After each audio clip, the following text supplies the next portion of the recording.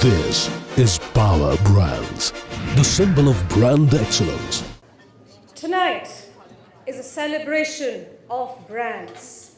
Tonight, but is also a celebration of you. You, the brand makers who dared to dream a dream. You, the brand makers who dared to fail but never called yourself a failure, because as in life and so in boxing ring, you may get knocked out very hard.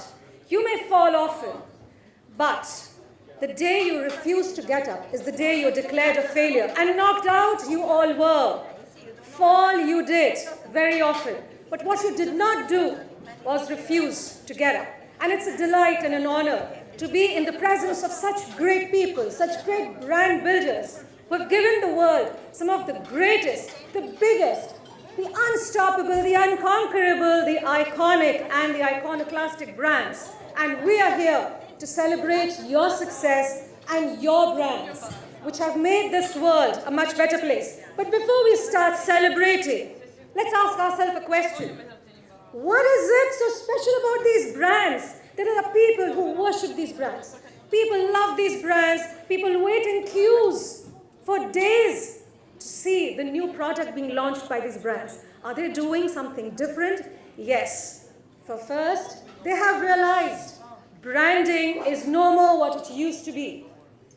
Branding has changed. 4Ps definitely needs an upgraded version. Sex does not sell anymore. So then what sells? Well, speaking up about your beliefs sells this time. Sexism has given way to activism, and to prove my point, let's go back a few months where the Super Bowl was held. The largest gala for all advertisers and marketers, where you're paying at least $5 million for that one spot. And on that day, the biggest of brands did not sell their goods. Rather, they spoke about a cause they believed in. Audi did not talk about mileage. Audi did not talk about technology, but it talked about gender equality. Coca-Cola and Airbnb talked about their disagreement with Trump's immigration policies. And while the Starbucks CEO probably did not say it at the Super Bowl, but he wrote an open letter to his staff pledging to hire 10,000 refugees standing up against Trump's immigration policies. These are the brands that are being loved. This is the branding. This is the activism that is working. Why is it so? Because slogans don't work anymore. We don't care about slogans, but we care about companies that believe in their slogans. So Unilever came out with a beautiful slogan, "Dirt is good." We love the ads. Across the world, in different languages, "Dirt is good" was celebrated as little children were shown on television series. We loved it, but we didn't believe it. So Unilever went ahead and built 10,000 playgrounds across the world where children could go and play and get dirty and prove to the world it did believe that dirt is good. And that's when they believed it. And Unilever today knows that 50% of its profits are coming from its brands that have believed in a purpose. Purpose before profits. That is the mantra of success. Why has it changed? Because the consumer of today has changed. He's not you and me. He's a 16-year-old who's a digital native. He lives on the internet. He knows more about brands than you and me. He's more aware, and he does not care how big you are. He does not care how great you were. He does not even care how different you are from your competitor. But what he does care is, are you making a difference? And only the brands that are making a difference will survive. Talk of Tom Shoes, talk of Warby Parker, they are making a difference. You buy a pair of shoes, you buy a pair of glasses, they will donate a pair to somebody in need. And they are loved by the new generation. You talk about Patagonia. 2011, Patagonia comes out with an ad which says, "Don't buy my jacket."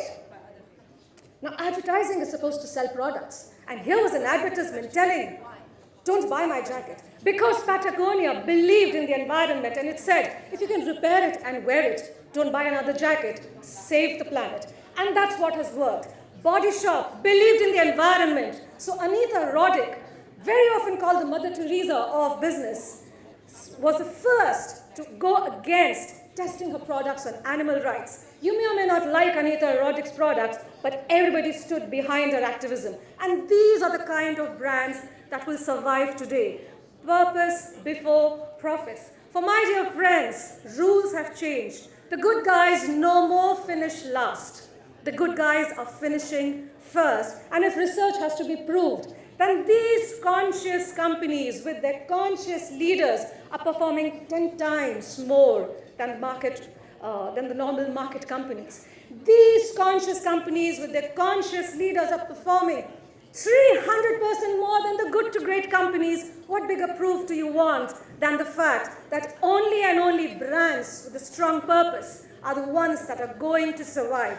And today, we are going to launch a book which is filled with these great brands that have believed in a purpose. And together, they're changing the world. They're delivering happiness. A book written by the founder of Zappos, which was titled Delivering Happiness. He believes that his business is not to make profits, but to bring about happiness. So he is investing in downtown Las Vegas to change the whole scenario. He's investing in small schools, small businesses, so that people can move away from crime. He is really delivering happiness. And the brands that are going to survive are not the ones who are going to believe in profits, but the ones who are going to really go beyond, do good to this world. And today, we will celebrate these brands, these great brands that are delivering happiness and thinking beyond and trying to change this world and make it a better place, one brand at a time. So before I launch this book, we would like to show you an AV of what this book is all about.